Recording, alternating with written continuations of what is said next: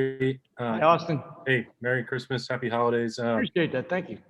It seemed like a little bit of a scramble at safety before the Big Ten title game. We saw, that Marcus was a game time decision. We didn't know about Ronnie until a little before kickoff. How much did that scramble the plans for you guys at safety? And I know there's a limit to what you'll say ahead of Friday, but how much closer to full strength do you think you guys will be there?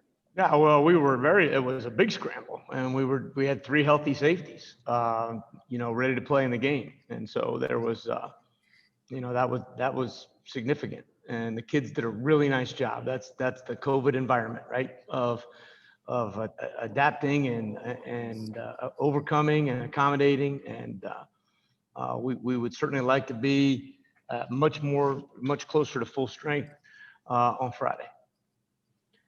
Next question will come from Stephen Means with Cleveland.com. Hey, Hi, Coach. Stephen. How you doing? Great. All right. When you look at Clemson and how they kind of use their wide receivers specifically, it's mirrors a little bit to how you guys use Christian Garrett, where it's an outside guy and a slot guy who get the majority of the touches. When you guys do go good on good, how much does going against those two guys and the way they use them maybe prepare you for what you're going to see on Friday? Oh, I think that's a great question. I think every day that we get to go good on good is a good day for us, because those are some of the best wide receivers in the country in our facility. And these guys that we're playing are just like them. And so the ability to compete against great skill day in and day out is critical when you're trying to get ready to play a team like this. We'll now go to Tim May with Letterman Row. Hi, Kerry. Merry Christmas again. By the Thanks, way, as you look at Trevor Lawrence, what is the most outstanding thing he does? And I know that's like, out of 20, whatever, but what is the one thing that you think just sets him apart? Like Urban Meyer was telling me, the thing that's really interesting is he's a great runner, but he's really fast too. And you don't necessarily see both of those when you just watch it on video, but just what's your take? Yeah, to Urban's point, he's deceptively fast, and you'll see when players have angles on him, and he outruns the angle. I think that the thing that he does so many things very, very well. It's one of the, I would say it's arguably one of the great college football quarterbacks of all time, based on his production and winning games.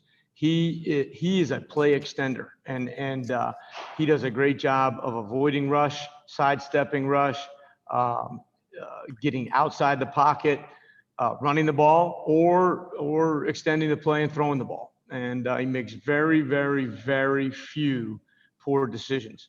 I think he does a great job with his pre-snap recognition. He's got a plan in mind when he catches the snap, but when the plan is altered, he does a great job of adapting to that. Next will be Bill Landis with The Athletic. Hi, Bill. Hey, Kerry, how are you? Great, thanks. Hey, so this matchup is becoming more and more common on the field, but off the field as well. You guys recruit against Clemson a lot, and I think that became a little more common maybe in the 2 years you weren't here, but certainly it's ramped up now. Just what's it like recruiting, I guess, similar guys as Clemson, and you have a guy in this class that you just signed, Jordan Hancock, who was committed there. What was it like recruiting Jordan when he was committed to another program? Yeah, well, we had recruited Jordan very hard and had felt very good about him, and then he made the decision to commit to them, and I respected that. I respect that decision, but we had developed a pretty decent relationship. I think they're great recruiters. I think they do a phenomenal job when they have kids on their campus. That's always a battle, and you know that when kids are going there to visit. I do think we both identify the same players from the same parts of the country, and so you're going to battle when you go to recruit against the best teams in the country, and they're good at what they do. It's going to be like that, and Jordan was a perfect example of that. And the kids there are kids. The elite players have some really good choices, and those kids and those schools they're all battling for those guys. Next up is Bill Rabinowitz from Columbus Dispatch. Hi, Kerry. How are you? Hi, Bill. I want to ask you about Tommy Togiai and the impact that he's had on your defense? That position's kind of a thankless one, but it's so important. What kind of a jump has he taken, and how important has he been to the defense? Well, I wasn't here last year, so I can't tell you, speak Right. clearly to the jump. I can tell you that we have had players like that. BB Landers was like that. He's such an active force in the interior of the defense. Now, they're two different players. BB was quick as a cat. Tommy strong as an ox. But the thing that Tommy does is he hustles so hard, day in and day out, at practice, in the games. He just is relentless. And that's what I feel like he does in the middle of the defense. He's just a relentless force.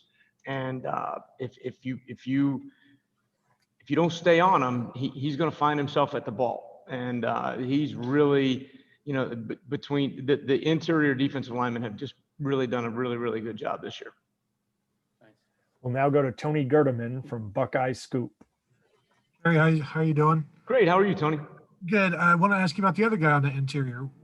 Have you ever seen anything like what Haskell Garrett has been through this year, and what's it been like for you to watch it as a coach? Yeah, not in my experience. I wish, and I'm glad, to be honest with you. I hope I never see it again. But for somebody to be where he was in August to where he is in December is a miracle. And I've said that before, and I believe it. And it just continues to be reproven every time he takes the field. He's very serious about what he does. I think he feels like, and he'd have to tell you, but I think he feels like he's got a new lease on life. I can tell you that my interactions with him became more positive, more upbeat, happier, more hugging, more of all those kind of things. And so for whatever it is that caused that or sparked that in him, I mean, he is playing really, really well, really hard, and he was a good technician. And Larry does such a great job with those guys, but he's eating it up, and he just wants to be great. And I just love being around him. We'll now go to Steve Hellwagon from Bucknuts. Hey, Coach. Hi, Steve. Congratulations on the success this season and Thanks. getting it there.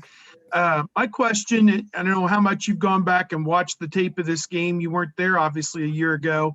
But Ohio State did a great job of containing ATN, running the football, and a really good job with Lawrence and his wide receivers and tight ends. Where they beat Ohio State was the quarterback run and the screen game to ATN. 3 touchdowns, long touchdowns out of those plays.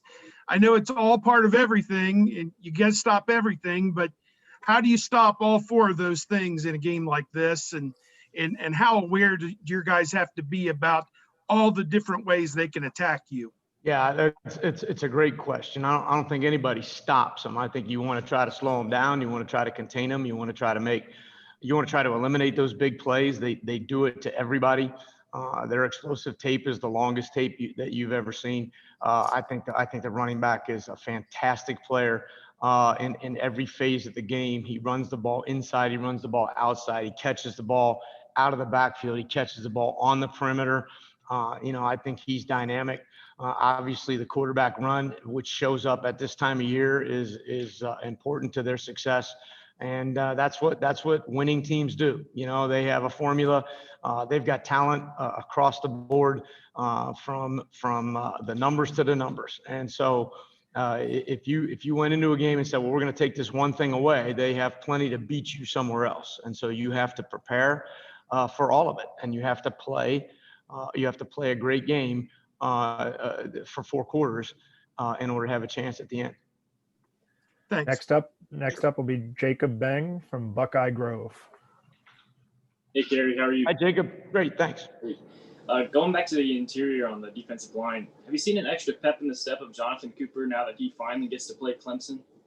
I think I can tell you this, and the remarkable thing is to just watch how these kids have managed and handled everything. But Coop is a flat out leader, and I was talking to him. We had kind of a walkthrough practice the day after Christmas, and Coop says, "Coach, we need to wear cleats. He was just, and he was right, and we did. And you just love that kind of leadership.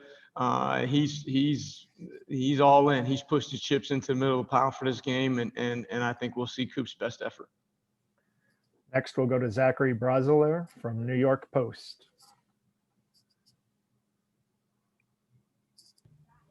Coach, what with Sean? We all know Sean could only play a half last year. I know you weren't, there last year, but could you just sense how motivated he is for this game?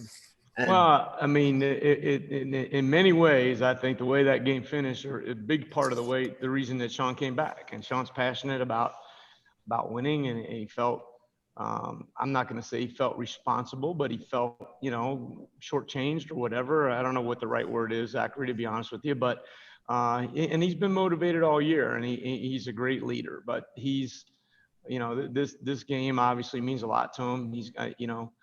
He's prepared extremely well. He wants to go out and have a good performance. He wants to help his team win, and that's the main thing. But there's no question that coming off the field at halftime or before the halftime last year was very, very hard for him. Next, we'll go to Nathan Baird with Cleveland.com.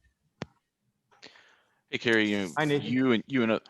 You and other people have been talking about Etienne's versatility. When we talk to Clemson, they talk about your linebackers' versatility. I'm just curious, when you guys moved those guys to the positions that they're in this year, was it a matchup like this that was kind of in mind? And how does this alignment of linebackers and the versatility that you guys have maybe help you match up against Etienne?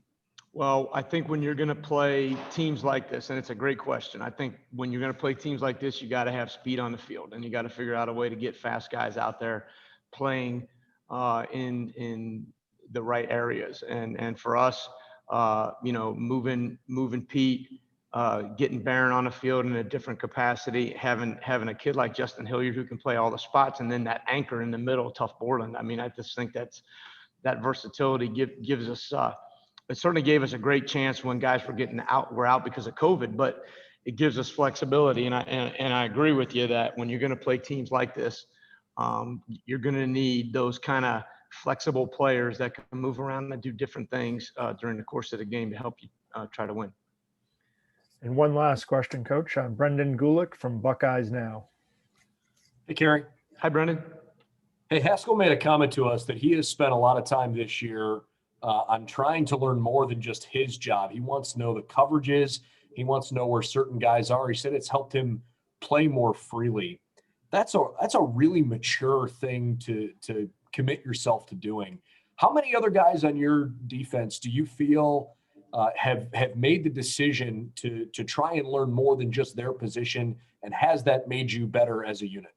I think that some of them chose to do that. Guys like Haskell, Pete, got certain players, and then some of them have had to do it just because all of a sudden you show up at practice and there's 4 guys that aren't going to be able to be there. So now you got to go play this spot and you got to know it. And the young guys have really learned that, not necessarily because they want to, but because they have to. But I think the maturity of these kids that are looking forward to extending their career down the road. I remember having a conversation with Haskell about 3 deep coverage versus 2 deep coverage, and why do you play this one and why do you do that one? And he was really interested and how that might affect him on the defensive line. And I think you're right. It's a very mature way of looking at things. And I think the more guys on your defense that you have thinking along those lines, the better chance you have to have success. Thank you very much for your time today, Coach. I know it's a really busy time for you, so good luck with the rest of your All right. preparation. Thanks, guys.